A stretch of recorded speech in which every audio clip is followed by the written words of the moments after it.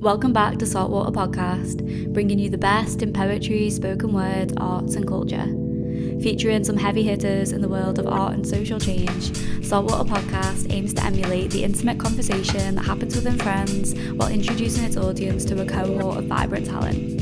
Featuring new episodes every 2 weeks and hosted by me, Lindsay Price, we are delighted to bring you some of the most exciting artists in the Northwest and beyond.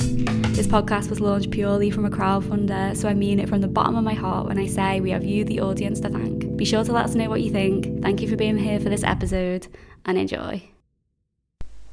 Hi, thanks for tuning in.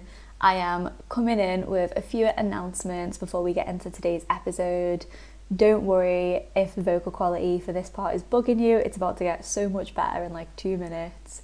I am still recording without a mic right now, so I need to order one because I had to send the other one I was using back. And yeah, if you haven't listened to our previous episode with Amina Ratik, I strongly recommend that you go and do that now. Me and Amina get into a really nice, really heartfelt conversation. We share all about the importance of speaking your truth and the importance of writing from the perspective of yourself as opposed to feeling the pressure to write on behalf of a community. So go listen to that now if you haven't already, and the one with Jerry Clarkson as well. And yeah, I have had such a great time with this podcast. I'm really enjoying it as a creative outlet for myself, and I just wanted to say thank you so much for the support so far. The comments have been overwhelmingly positive, really encouraging, so thank you so much if you've taken the time to message or listen. I'm so pleased that these episodes are landing in the way that I hoped they would. And yeah, it brings me to today's episode. So I was privileged enough to sit down with the wonderful Joseph Roberts. There's a lot I like about Joe. The first of which being, when I first came across him, I really did feel like he was really hungry for it. And as someone who is very motivated and passionate by poetry myself, when I see that quality in other people, it makes me really, really happy and just automatically root for them to do well. Joe's age is something I speak about in this episode today, but the fact that he's gone straight from A-levels into creating poetry really astounds me, and I find it so impressive and encouraging for this generation. You know, a lot of us found the pen later in life, but Joe's just kind of gone straight into it head first, and I really admire that tenacity. Yeah. I was on day 1 of my period when I filmed this, and I don't know why it's not more normalised that we don't speak about these things and that we're supposed to just act like we're not in like sheer amounts of pain. But that's what was happening, that's what was coming up for me. I'm actually really happy with the interview and how it goes, but like sometimes I wish that we could just be more open about these things and be like, hey, I was not having a good time. But yeah, but that aside, I'm really, really pleased with the conversation and all the things that we delve into. Do go check Joseph out over at officialjosephroberts on Instagram and Facebook, and on YouTube at Joseph Roberts as well. Thank you so much for the support. Thank you so much for sticking by. And I know that you're going to get something great out of today's episode, so let's begin. This episode is brought to you by Maria & Craig's, a distilled non-alcoholic CBD botanical spirit. Maria & Craig's combine premium CBD with natural hemp, distilled juniper, sage, chamomile and orange blossom, resulting in a fresh and bittersweet botanical blend best enjoyed mixed with a premium tonic or in a cocktail, very much like your favourite gin. We all lead busy, sometimes stressful lives, and for many of us, having a drink with friends at the end of the day is a welcome treat. With Maria & Craig's, you can have just that, but without alcohol and with the added benefits of CBD. Maria & Craig's won't intoxicate you, but it will help you unwind after a busy day, and it is delicious too. To get 15% off your purchase, head over to maria-and-craigs.com and use the code SALT15 at checkout. That's SALT15. Valid until the 3rd of May. Be sure to tag us in any pictures of drinks and cocktails you make and let us know what you think.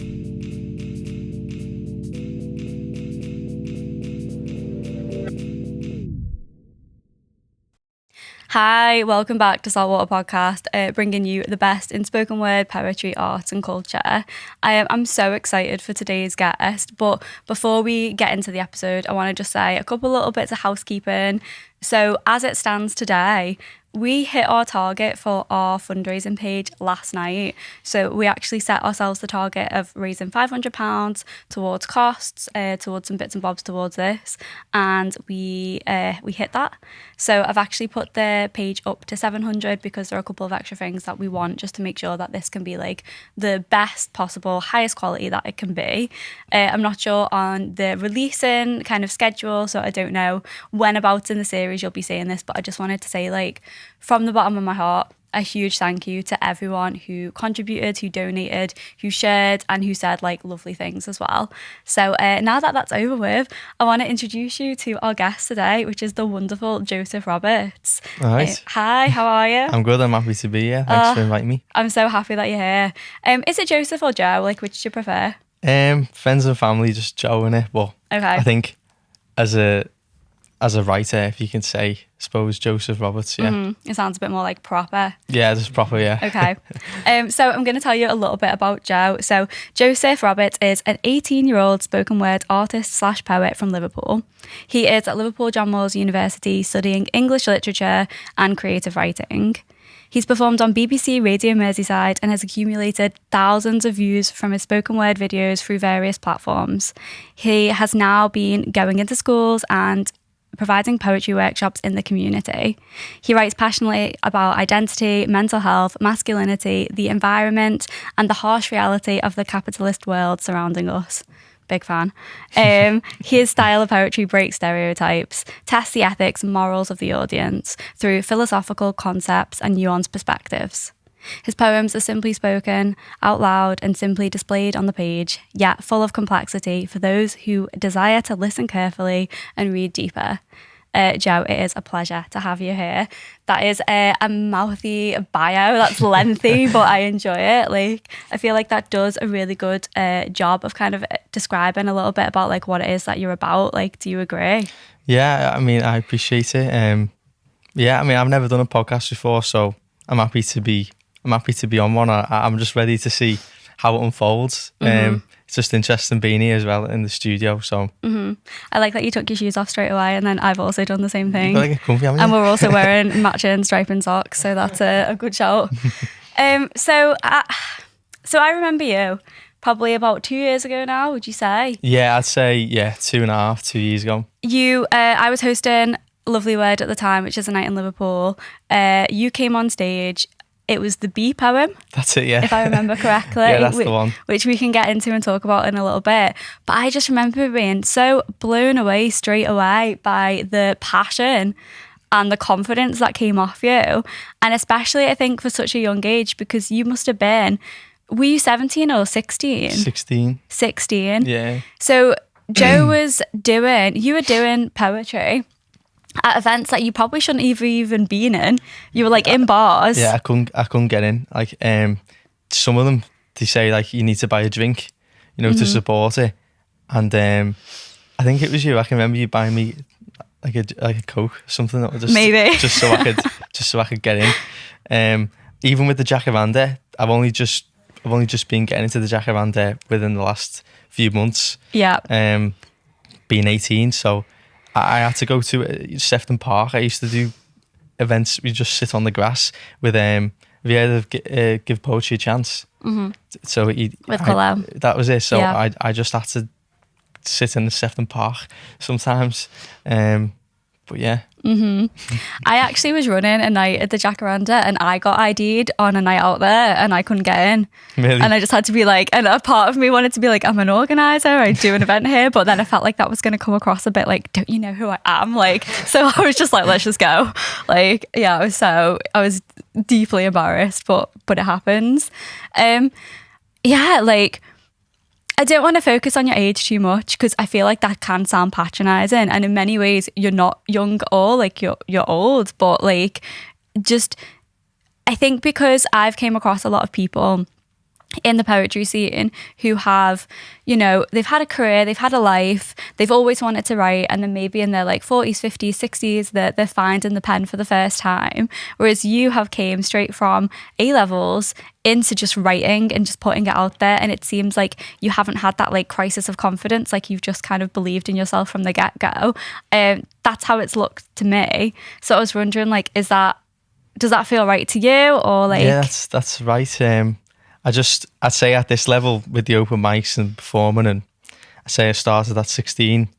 I was in year 12, sixth form, and you know the B poem that you mentioned, that was like the first proper spoken word piece I wrote. And for those who don't know, that's about just being who we want to be, and I use an extended metaphor about us just in society being in a hive. And I wrote that and I gave it to my English teacher. And then he said, "Oh, that's really, really good, Joe. You know, just as you would, as a teacher would, as a supporting teacher would." And then he left it in the staff room. And another English teacher picked it up. And this teacher did all the younger years, so year 7, 8, 9 kind of thing. And then she said, "Joe, I want you to perform that in my class on Friday. Would you be able to come down the last lesson?" I said, "Yeah, okay." So I'm going from up above in the sixth form and go down into the secondary school into this year 9 class. And she goes, "I want you to perform the B poem." So I performed the B poem and everyone loved it and it was all good. And then she said, "Joe, I want you to perform that next week in assembly, in year 9 assembly." Wow. So I said, "Oh, you know, okay." So I didn't really have a choice, so I just went, "Yeah, let's do it. I mean, I love it." And then someone recorded it and stood to the side of the assembly and recorded it. And I put it on Instagram. And obviously in the grand scheme of things now with TikTok and everything, it's not a lot of views. But for me, at the time, for my first video, for my first ever, like, of anything, poetry, anything, I got like 3,000 views or something. But I was just very happy with it. And it just gave me a taste. It gave me a taste of what it was, what's this all about. So were you, when you first wrote that piece, did you have the idea that you wanted to perform it out loud, or was that just purely this coincidence of like your teacher putting you on stage? No, I wanted to perform it out loud. Yeah, there's a difference, isn't there, between writing something on the page and writing something to be performed. And I've never really thought about that actually when you said it, because I don't. If I've never been on stage before, or if I've never performed in front of anyone before, then why did I write it for an audience in that way to be performed if I've never performed? I don't know why I did actually. Yeah. And then that was it. So then around school, everyone was going, "Oh, there's the B-boy, because you call me the B," you know, because I was talking about bees. And it didn't. I mean, I suppose in school, half of it are all for it, aren't they? Half of it are just, what's he doing? You know, get a football at your feet. Come on, what are you doing? Get like sort it out. Why are you doing poetry, or what's that? So then I just started making YouTube video. I just started my own YouTube channel. Started making videos. I just kept going on the poetry scene. I just kept performing, going around, just trying to like get myself out there. Yeah. I think like I was saying to you before, like something that strikes me with you, probably from like the moment I've seen you perform, firstly like your confidence levels is high, but you also seem to be like to have ambition and to be hungry for it, is the way I would describe it. And for me that's so refreshing, because I feel the same drive and I feel the same passion that goes through me, where I'm like, I just want to do this, I just want to get it out there, and I can see the ambition that's in you, and just the desire to do more and to create more and have it be seen by people. Yeah, it's not so much of a question, it's just an observation, and it's like I respect it. No, yeah, like you go to the open mics and everyone's so different, aren't they, when they perform, and there's no right or wrong. It goes back to what is a poem, or it's everyone's just speaking their truth, aren't they? Some are funny, some are, and who are we to say that's good, not good, whatever. It's just expressing yourself, I suppose. But I like to write for mainstream and for everybody. And what helps with my confidence, or if you with what you're claiming, is I put my my feelings to one side, because I realise that what I'm talking about is much greater than me, or my 5 minutes of nervousness, or my 5 minutes of embarrassment. That what I'm talking about is much great. I'm nothing but a voice. I'm just who am I? I don't know. I'm just delivering the message. It's like almost moving out the way. It's moving out the way. It's separating the art from the person. Just going, you know what? I know that someone out there needs to hear it. It's interesting you say that. There's a book by a woman called Susan Cain. It's called Quiet. I read it years ago, and it's called Quiet, and then it's called The Power of Introverts in a World That Can't Stop Talking. And in that, she weighs up these people who are like shy in person, but like but great on stage and like charismatic, and actors and comedians, public speakers, politicians. And she says that there's like studies have been shown that like when the desire to communicate is strong enough, it actually overpowers, like if you were like a shy or reserved person, it overpowers, like the need to communicate is so strong that people are able to just like side themselves out the way.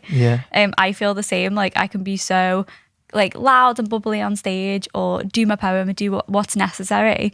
As soon as that mic's off and like the lights are off me, I'm just completely done. Like, yeah, I mean, I suppose like right now, what you could say, I have nothing planned to say. This is just all, just to talk about. But when you write a poem, you've written it and it's planned and what you're going to say. So I suppose what I'm trying to say is that maybe, our words and it's just our thoughts don't come in order, our thoughts. But when we write it down on the page, we have time to organize things and write things in such a way and shape meaning. And I think that because it's already planned out what you're going to say, it's a little bit easier. Well, poetry is just an outlet, isn't it? It could be anything, like you said, public speaking, everything. Which I've done public speaking in school, debates and things, and it's about how you hold yourself and just things like that. Yeah, of course. I wanted to talk for a minute about. I saw your live stream the other day with Sully Breaks. I love Sully Breaks. I think he's a great artist. I'm actually subscribed to his newsletter. I'm going to butcher the title, but it's something like Things I Learned About Marriage, because he just gives this like amazing relationship advice on Twitter. Yeah, it's amazing. It's so good. Are you part of it? I haven't I'm not like subscribed to it like you said, but Sully's one of my inspirations. Yeah. Massively. I'd say him, George the Poet, and Prince EA. Yeah. Those guys are just. I've just watched all the videos, the TED Talks, the podcasts. I've just watched everything, and I see the influence of all of those people in your work. I love George the Poet. I actually had a friend of mine share like a radio interview with him once, like years ago, and that's how I first came across him. He has a poem called My City. I used to teach that when I taught Find Your Voice, which was like a spoken word. Yeah, it was like years ago I set up this course in spoken words and poetry, because and something I wanted to get on to in a minute was like his structure for how he put that together in terms of rhyme schemes, internal rhymes, in terms of like a lot of assonance, like words that sound the same, is impeccable. And so I used to print it off and like play the video alongside the words and be like, read what he's doing as he's doing it. It's actually genius. And I know he's put out a lot of work since then, but that was always like my go-to piece in terms of teaching people. Yeah, about he's so rhyme good. stream. He's amazing. Sully Breaks, again, amazing. I see I don't think you're trying to emulate. I think you have your own voice and style very much so, but I see the influence of those artists in your work, like with, I think, the way you film things and the kind of messages that you coming across, especially with Sully Breaks. I like Prince AI as well, but I do see that kind of motivational message. And like you said in your bio earlier on, like it's philosophical. Like so for people who haven't seen your work before, what would you say like the main topics are that you write about? Well, from the first one, like the B one, for example, that was about identity and about being who we want to be. But I've also got a poem called A Man's Manual, and that's about masculinity, mental health, men's mental health, knife crime. I've got other ones called How to Increase Your Net Worth. That's about, but it's actually about our worth as people and how, you know, people walk around with a figure on their head saying like, 100 billion net worth or whatever, you know, like Jeff Bezos, whatever. Like, it's mad the amount, billion. We're talking like billions. Yeah, incomprehensible. Yeah. But imagine if on your head you didn't have that. You had kindness. You had, you know, positive attitude. You had well-spoken. You had all these things, and manners. Imagine if all those things was your worth. And I just talk about how to increase your net worth, but it's not really about how to increase your net worth. It's about how to increase you as your value and your worth as a person, and you know, kind of thing. Yeah. I love that as a concept. I think I had like two things I kind of wanted to ask you, like going off that, like how important would you say, because I feel like a lot of your stuff does address like kind of wealth disparity, like that's in more than one poem, and like, you know, as someone like from Liverpool, like how important is it to you that you cover those topics in your writing? It is very important. Being from Liverpool, it's if you go out to Liverpool, there's a lot of stigma, and you think like we're gonna rob them, or there's been times where I've had friends or family where they go on holiday or go to a restaurant or something, and they get asked to pay up front before, and the drinks haven't even arrived. Yeah. Do you know what I mean? Yeah. There was always a stigma, and even the way we speak something, you know, why not that intelligence, or I don't know what it is. It doesn't make sense really, but I suppose for me it's very important to just have manners and be well spoken, and to hold yourself with correct, whatever correct may be, because everyone's different. But I think that's to prove the stereotypes wrong. So I don't know who's listening to it. I don't know when I go into schools or whoever, because I always just, in the back of my mind, I think would my family want to hear this, then that's it. Because there's some poems, or there's some things like I could never swear in a poem, or I could never do this in a poem, never do that in a poem. Even funny poems, I just can't be funny. I just don't think I can do it. I'm just too serious. I've accepted the fact that I can't be funny. Like, it's fine. Like, I just think, I think way too seriously, way too deep. I just deep everything.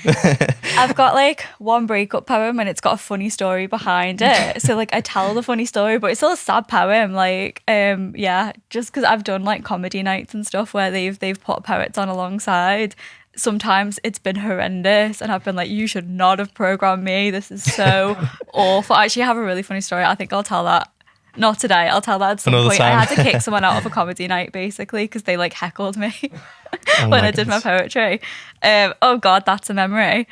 I'll tell that another time. But and then I've done a comedy night once where I told my little sad breakup story and it went down really well, and the comedians were like, "No, that was really funny."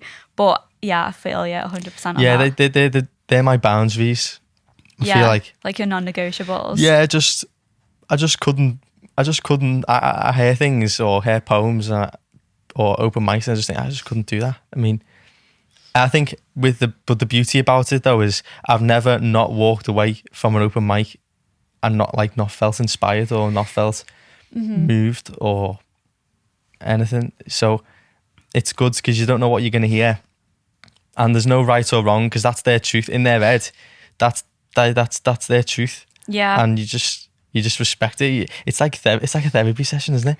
You turn up and it's amazing because everyone's really just is. speaking and I think saying how they that feel. I feel like it's so important as an artist to go to open mics, and I always say this to people, like it's so easy to get complacent if you've written a lot or you've been performing for a lot, and like I do this sometimes in my head as well, but it's so important to keep watching and keep seeing work and watching new people and finding people that inspire you, because like my favorite thing to do is just go to an open mic and not perform and just sit in the back listen, with a yeah. drink and just listen. I've never done that. Really? Actually, yeah, I've always had to get a slot. I think it changes the way you interact with the night. Changes the way you interact from the get-go, because I think if you're performing, even if you want to be present for people, you are still going to be thinking at the back of your head, I'm going next. Should I do this poem? Should I do that poem? Like you'll kind of remember it, you're focused on your own performance. Whereas if you go knowing that at no point are you going to perform that night, you don't have to worry about people perceiving you or listening to your work, you're just there. I actually feel like I learn more from those nights than I do the nights that I'm on stage. Yeah, and just take it for what it is. Yeah, and that's not for everyone, but like I've definitely enjoyed doing that, over the course of the last couple of years. That's interesting. I might have to do that. I wanted to ask you about Man's Manual, actually. Like, I was listening to this on my way here. I adore it, but I was wondering, like, why. So for people who don't know, like, Man's Manual addresses masculinity, kind of gender roles, this kind of idea that you have to, like, in order to be a man, you have to, fulfill this very small, tight, narrow criteria. What gave you, firstly, like, would you say that's an okay representation? Yeah, see, that's right. Yeah, of what it's about. And then what made you write that? Yeah, good question. Like, what was it that gave you the idea? Well, firstly, I wrote it all in one night, which is something I've never done before with a poem. Sometimes it takes me a while. Sometimes I write it in sections. Just go, I'll write that bit and I'll give it, just wait a bit and then write it again, write another bit. But I think, I don't know what it was, but it must have been something in school. I mean, this happens in every school, doesn't it? But there's just, even on a simple level, like football, or it's like, if you came into school or even in a work environment and you're a man, if you don't know the latest on football, or it's like, it's just a talking point, isn't it? I've always been told that. I mean, I'm actually a football fan and stuff, but I mean, I sympathise with people who don't follow it. I know masculinity is so much greater than just football, talking about football, but in school, especially when you're young and like 7, 8, 9, 10, 11, football and like, I don't know what else, just fighting, just being tough and being, I don't know, what does it mean to be tough? What does it mean? I just think I always question everything. I've always been brought up to never just question everything. Make sure you question things, because a statement closes the mind, but a question opens the mind. So I wrote it just thinking about, I felt that the instructions, or what we're told, what it means to be a man, like a set of instructions. Oh, you got to be, you got to do the football. You got to be a provider. You got to man up. You got to be tough. You got to be 6 foot, 6'5" or whatever. Built a certain way. Built a certain way. Everything, and I just felt it as an instruction. So I thought about the word. I thought about a manual or a set of instructions and what it means, and what if you didn't follow them, or what happens to someone when they do follow them, and are they any better off? And in my poem, I basically set up the premise. Is that the word, premise? Yeah. I set up the premise. Sure. So I say, like, when you put something together, you read the instructions inside the manual. They usually come with the product you bought. Well, when a man reads the instructions, and then I go into it, but then I just follow this narrative, this man's journey. Like, goes to the clubs, goes to the pubs, and then I just follow it. This person, it's an invention. I don't know who this man is. It's an invention, so I haven't really based it off anyone. It's just all in my head. But then the result of it is, he didn't have to look. Ultimately, he didn't have to look for missing parts. He just had to look inside his heart, because the whole time he was already a real man. you know. So I love that conversation around like what a man is, like how, like who says you're not enough. Like that's so interesting. I think something I wanted to ask you, like, you know, within your friend group and like men in your life, do you have those conversations? Like, are you, those themes that you've addressed in that poem, are you talking about those with your friends, or are you kind of like on your own and thinking that? yeah, I mean, I have decent mates and decent. I'm lucky to have nice network of family friends around me. So I do five-a-side. I play footy five-a-side, and we're open with each other, and we can talk about things. And I'm very grateful for that. I just, when I write, I just don't like to think. I just don't really write about me as such. I would rather make a character, like just the man. I don't know who that is, but it's just the man. And I'm kind of shift the focus on them. Yeah. I suppose with the VIP one, my latest one, I suppose that did that one about me. That was a bit personal, but Yeah. other than that. That's interesting actually, because I'm thinking back now to work that I've seen of yours, and I haven't seen, like you said, the personal. It's not to say they're not personal, but I haven't seen you like necessarily be like, oh, this is this like really bad thing that happened to me. And it's like you've taken quite universal themes, I would say. Yeah, because I'm trying to write. I'm trying my best to write for everybody. And when I think about a video, I want it to be timeless. I want it to be I want to speak for everyone. And I don't know, if I talk about something, I suppose people can relate. I suppose you can still relate to it. But I try and make it accessible for everybody to understand, and I write it very simply put. So there's no barriers with educational knowledge. I'm just trying to bridge the gap for everybody, you know. I was going to pick up on that as well. Like I noticed that in your bio and you explaining like how you write. I feel quite strongly about that, and I feel like within my work I've tried to be purposeful about the words that I'm using and make it purposefully simple, you know. And that's not to say it can't have a complex theme, but again, like I don't come from an academic background in terms of poetry. Like I've got a drama degree. I haven't done English since I was 16, since my GCSEs. I didn't do A-levels. I did like a BTEC in theatre. So like a lot of people I think have assumed that I'm like educated in poetry to like a high level, and I'm not. Like I don't really know what I'm doing, to be honest, but I do think that it's important. Like as much as I like to like expand my vocabulary and read work that is challenging and hard and different, I do think that there's something really beautiful in the simplistic. And I could rant about this for forever, but like I do see poetry and spoken word as a tool for the people. It's always been that way. It's always been used by communities to educate each other and empower and take action. And sometimes when we get too high into like the academic realms, it becomes like, you know, it disingenuous and hard to access for the people who I think would benefit the most from it. And there's a joy in that too. There's a joy in. There's a market for that. There's an audience for that, and they can happily, you know, like enjoy poetry in their own little world. Yeah. But if we're talking about open mics, and if we really want to push this spoken word scene, and if we want to make it accessible for everybody, then when we go down to open mics, we need to be open as possible and speak about many things as possible and write for the everyday person. Yeah. And that's like my favourite thing I think about going to open mics, and why I'm so thankful that we do have such a great scene in this city, and there's so many different things that you can go to and hear poetry.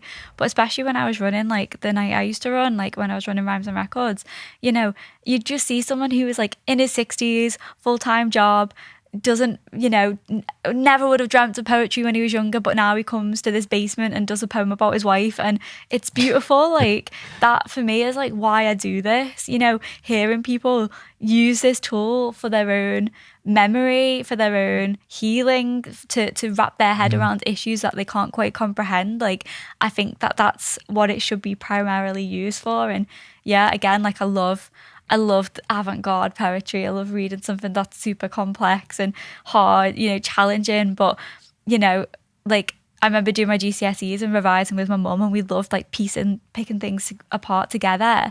There's something nice in that, but like I'll always just, I think, prefer just simple delivery. For me, I try and avoid big words Yeah. in poems, because say you don't know what it means, and when you're performing it, I doubt many would know what it means. But let's just say, let's say they don't. When you perform, they have to stop and think, what does that mean again? Or what did that mean? But then you're already 2 lines ahead. Yeah. So then you've just missed. Yeah. They've missed it. You're ahead now. So they switch off. Yeah. And there's, I think, something in, like, they say learn the rules before you break them. And you being in uni, you're doing a degree at John Moores. That's right, yeah. Creative writing and literature, English literature. English literature, yeah. Yeah. So I think it's important because you are still, in an academic world and you're learning, but you're also being like, making the informed choice to be like, no, I'm learning, but I'm still choosing to keep it simple. It's not because I can't, or I don't know how to, or I don't have the skill set. It's because I've developed my unique voice and this is right for me. And I think that's like the way to do it. That's it, yeah. We don't stop learning.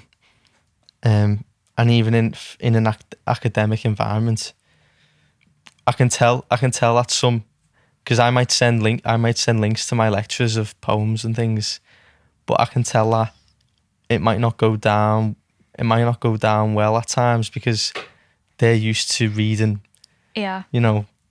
Shakespeare and all that kind of thing. Yeah. But there's nothing wrong with that though. Yeah. But I'm just, if I'm here trying to, at 18, like making a poem about bees, then come on, you gotta like give me a bit of leeway and just have a little read of it or have a little listen to it and don't judge it, Yeah, I think bad things happen when you start to become closed off. Like, I used to work for a literature charity and I actually got in trouble once for reading a poem because it was too political.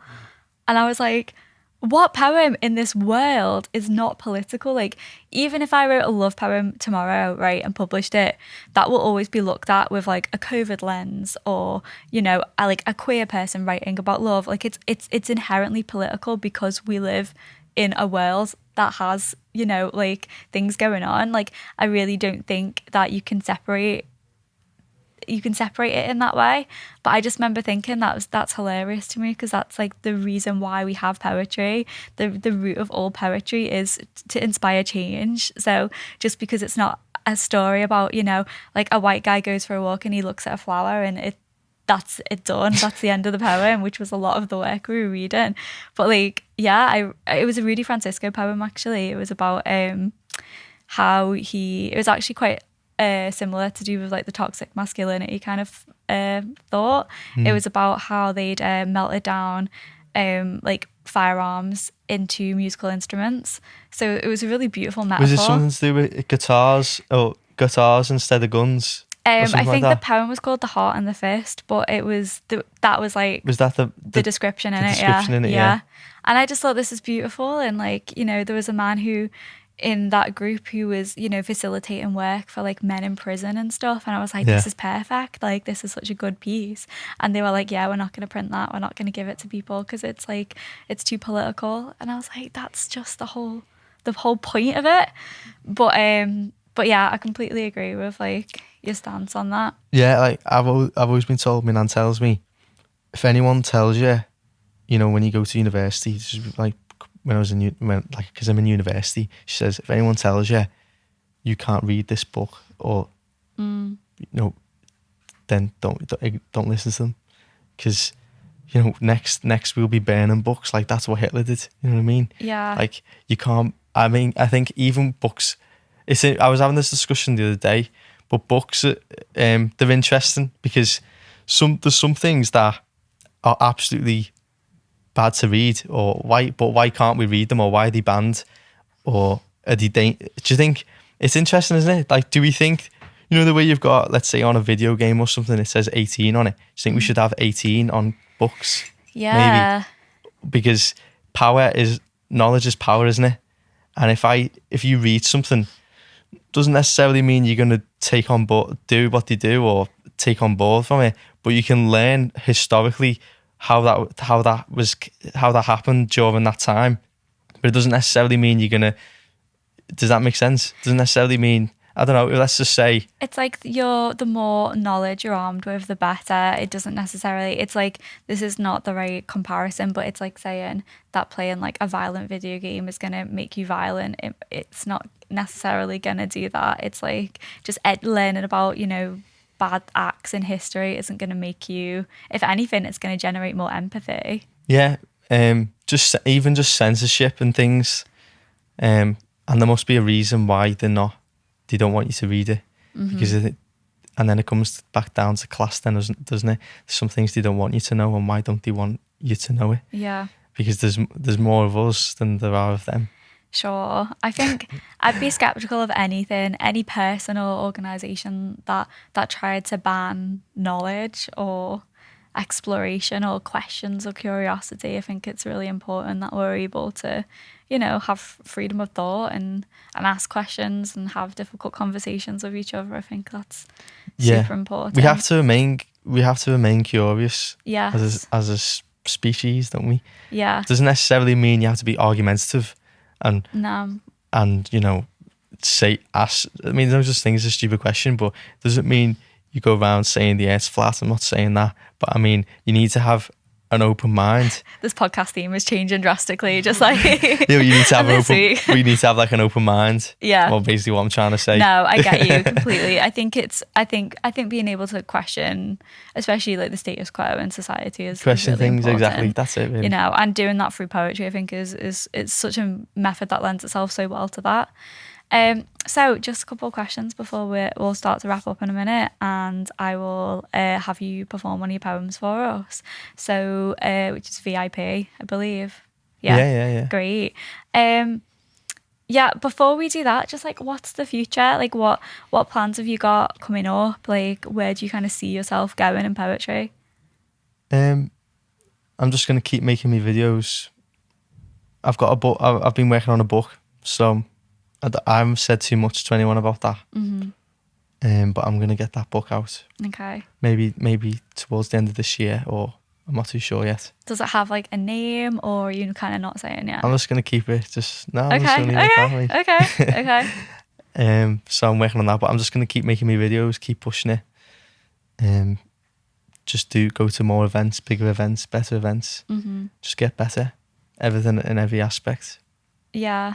Something like going back to those artists that you kind of said that you like are inspired by at the start, like a lot of them seemed, I saw a podcast with Sully Breaks, and he was like saying that he was really strategic when he was planning his seven figure podcast, is it? I can't remember what it was. Oh, was it? Yeah, it was a while ago, but I remember him saying that like when he first went viral, it was very much like a calculated move. Like he wasn't just like lucky, it was like he'd really thought about it. And I was just wondering, like, do you have like strategy with your poetry, like, or are you kind of just like taking it as it comes each day? No, I'm definitely not taking it every day as it comes. I have loads of ideas, and I just send emails out to play like with VIP to get it in the M&S Bank Arena.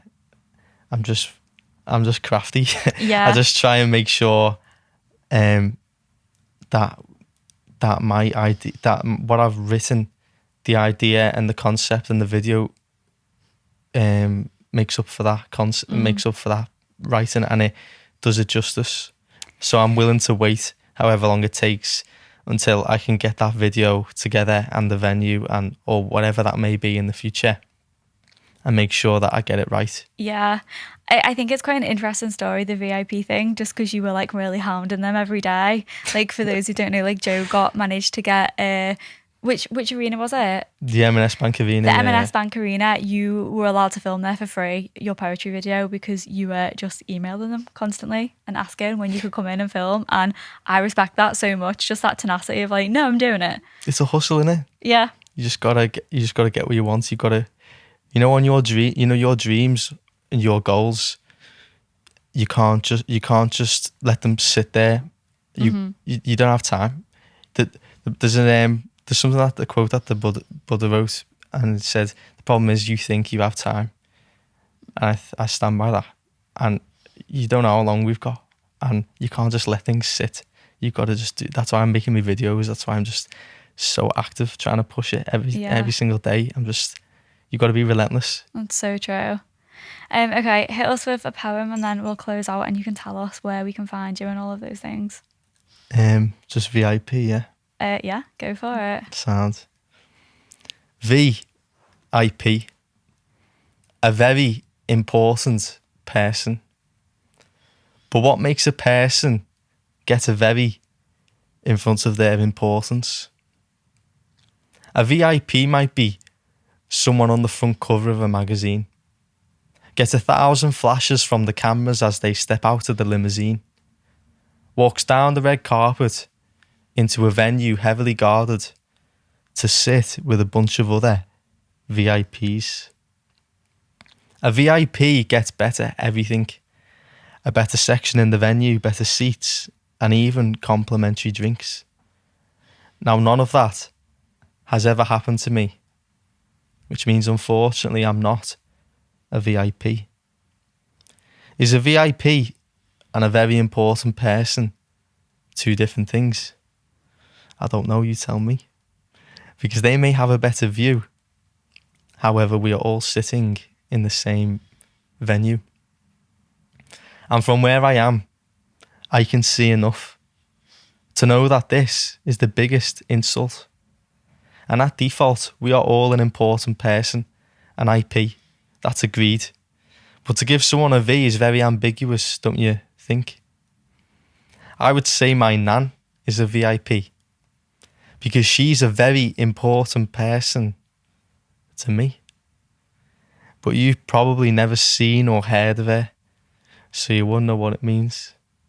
So maybe what makes someone a VIP is something very different for you, as it is for me. And we all make her cups of tea. Make sure she sits comfortably, has her feet up on the puffy, that she never misses Strictly or Corrie. Now that isn't any special VIP treatment. That's just called care and generosity. In my nan and granddad's we have a saying, if you move your feet, you lose your seat.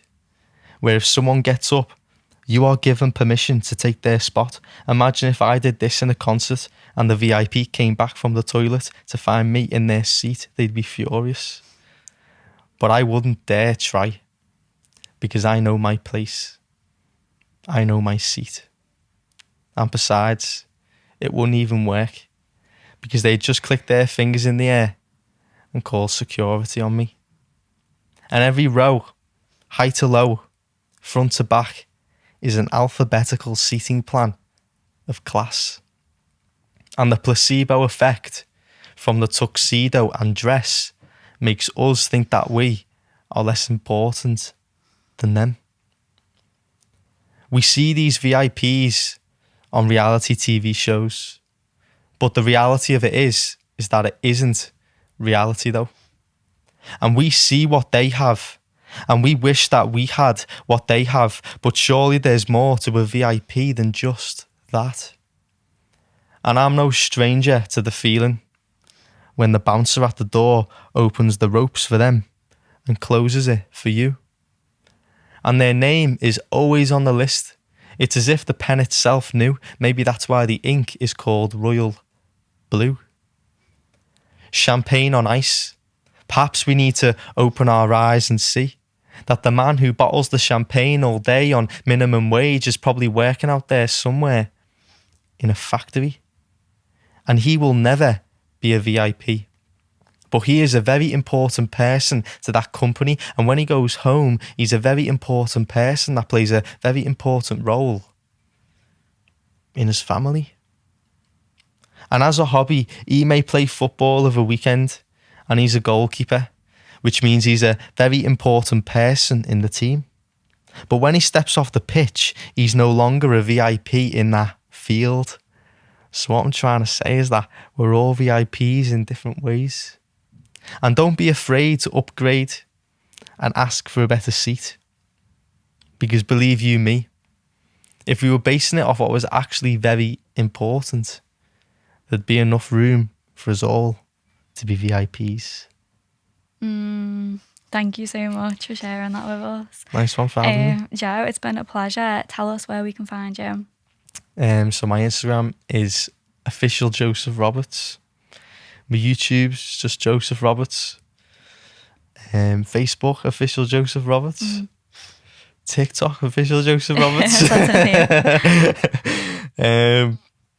That's it. All right, thank you so much. Yeah, please go and follow Joe and check out the rest of his stuff. He's got some great pieces out there. Keep us updated with the book, with your plans for the year.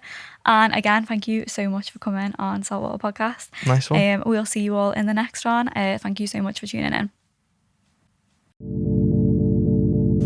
And that concludes today's episode. Thank you so much for tuning in. Thank you for giving Joe your support. Thank you for giving the podcast the support.